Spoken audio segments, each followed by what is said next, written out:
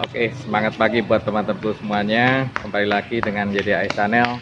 Jadi hari ini saya akan memvisualisasikan untuk pemakaian dashcam buat mobil, yang mana keperluannya sekarang bukan hanya aksesoris, tapi ini sangat penting untuk merekam kejadian-kejadian yang penting di dalam perjalanan keseharian kita. Oke, mari saksikan.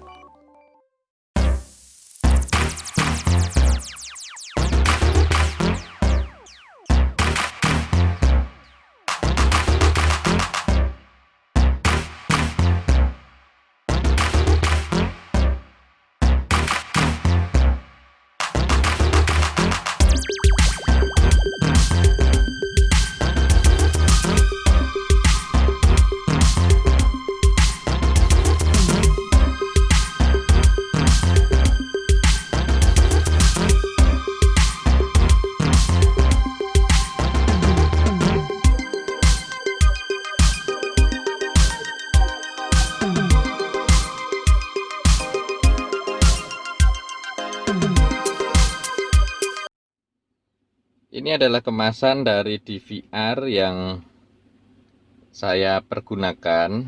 Jadi sebelumnya saya juga pernah menggunakan yang model ini dari online ya. Cuman hasil dari perekamannya kurang bagus, teman-teman. Maka saya tidak menggunakannya lagi dan mengganti dengan yang model seperti ini. Ini yang saya beli offline. Saya juga minta tolong untuk memasang kamera yang di belakang, teman-teman, supaya lebih rapi. Karena kalau kita pasang sendiri kesulitannya harus bongkar-bongkar trim dan lain sebagainya. Jadi supaya simple, saya beli di toko offline di kawasan Harapan Indah. Untuk kardusnya seperti ini. Saya kurang tahu ini mereknya sebenarnya apa, tapi di sini tertulis Vehicle Black Box DVR. Apakah ini mereknya atau bukan ya? Saya juga kurang tahu. Nanti teman-teman bisa cek di toko online untuk membandingkan unit ini. Di sini spesifikasinya, kualitas videonya Full HD, High Definition 1080p.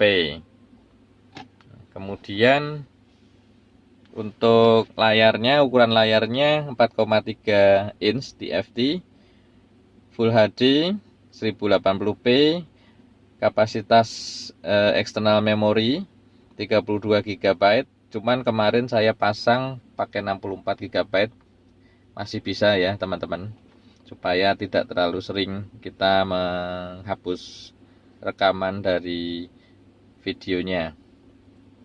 Kemudian ada parking control, motion detection. Kemudian ini fitur cycling recording, dan ada fitur G sensor.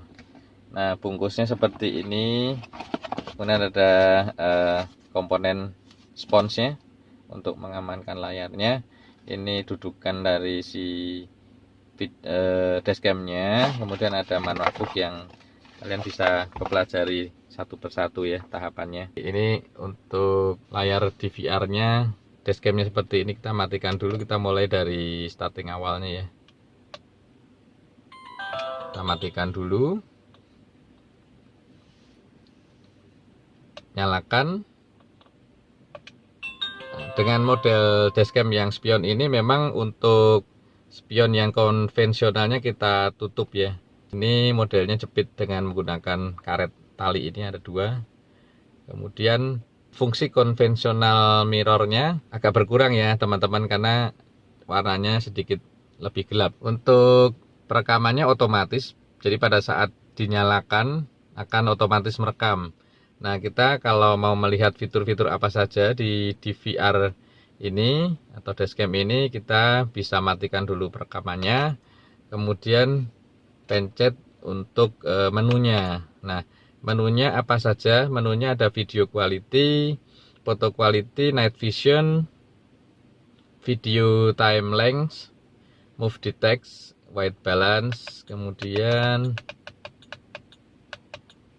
exposure, power on record, screen timeout, record voice, park monitor, key sensor, tanggal, bahasa, time watermark, format untuk menghapus file, factory reset. Nah, ini firmware info. Dari video quality tadi speknya maksimal di 1080. Supaya untuk menghemat kapasitas perekaman, saya menggunakan video quality yang 720p. Kita bisa masuk ke menu pilihannya di sini dengan pencet tombol OK. Kita bisa klik di kualitas 1080 atau yang 720. Saya pilih yang 720. Jadi kita kembali ke awal. Kemudian foto quality juga bisa kita memilih 12M, 10M, 8M, 5M. Kemudian night vision untuk berkendara malam ya, saya sarankan menggunakan menu ini atau fitur ini, night vision. Kemudian video time lapse, jadi untuk panjang dari setiap file atau video yang sudah terekam, ini yang paling lama 5 menit ya, jadi saya pilihnya yang 5 menit. Teman-teman bisa memilih, kalau 5 menit terlalu lama bisa memilih yang 3 menit atau 2 menit, sesuai dengan selera masing-masing. Kemudian move detect, saya nonaktifkan. Untuk white balance, kualitas dari gambarnya atau videonya kita bisa memilih auto saja supaya lebih simple. Kemudian exposure, ini zoom function ya, kita bisa memilih -1, -2, -3, saya netral di 0. Kemudian power on record, jadi pada saat daya listrik sudah nyala atau pada saat kita start mobil kita, itu dashcam akan langsung otomatis merecord atau merekam. Kemudian screen timeout ini lebih seperti screen saver, saya pilih close, jadi supaya tampil langsung di layar ini. Kalau kita pencet 30 second, pada saat sudah berjalan perekaman 30 detik, maka tampilan dari layar ini akan mati. Tapi secara proses perekaman tetap berjalan. Record voice, bila kita mau merekam suara di dalam kabin, maka kita harus pencet fitur ini. Tapi kalau tidak dirasa perlu, kita bisa unklik untuk fitur record voice-nya. Kemudian park monitor kita bisa pilih bila diperlukan untuk mobil kita. Kalau ada benturan akan merekam. Key sensor untuk sensor gerak, kita bisa pilih untuk intensitasnya apakah yang high, medium, low, atau kita tidak menggunakan fitur ini sama sekali. Jadi kita bisa pencet close. Oke, kembali. Nah, untuk tanggal saya rasa ini perlu sekali supaya merekam tanggal aktual dari kejadian. Bahasa kita juga bisa pilih, tapi karena tidak ada bahasa Indonesia, maka saya memilih bahasa Inggris.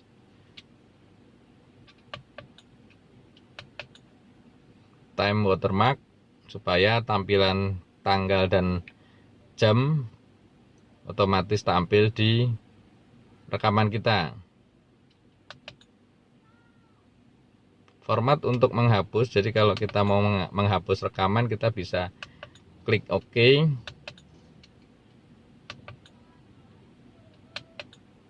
Factory reset, kembali ke default setting dari unit ini bila kita mau mereset semuanya. Firmware info itu informasi dari pabrikannya. Nah, kita kembali ke sini. Nah, teman-teman juga bisa memilih mana yang sebagai tampilan primary-nya atau layar yang lebih besar itu dianggap sebagai primary-nya. apakah kamera belakang atau kamera depan, itu kita juga bisa pilih. Nah, atau kita hanya menampilkan satu visualisasi, misalkan hanya kamera depan atau kamera belakangnya dengan kita pencet simbol ini.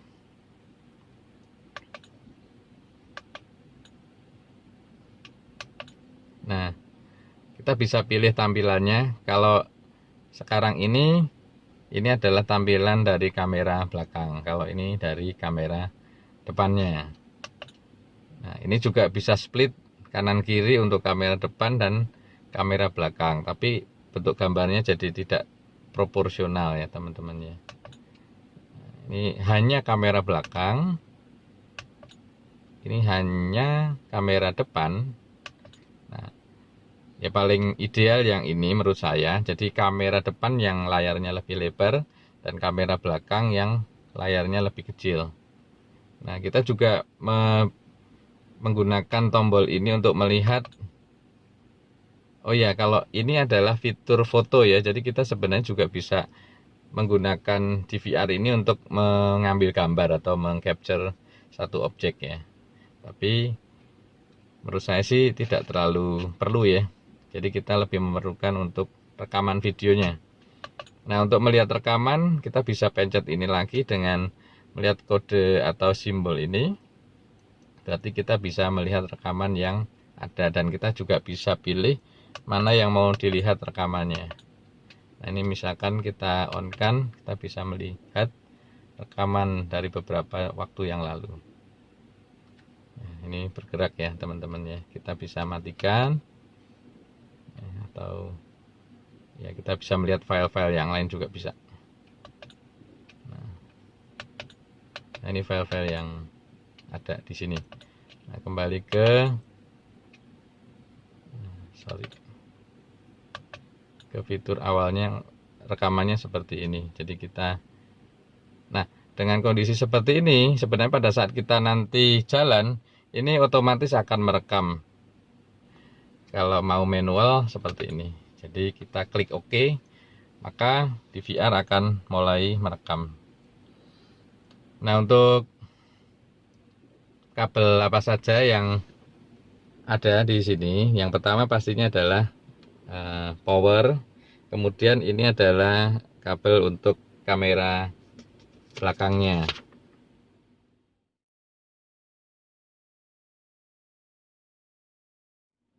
Kemudian untuk micro SD-nya di sini ya teman-teman ya.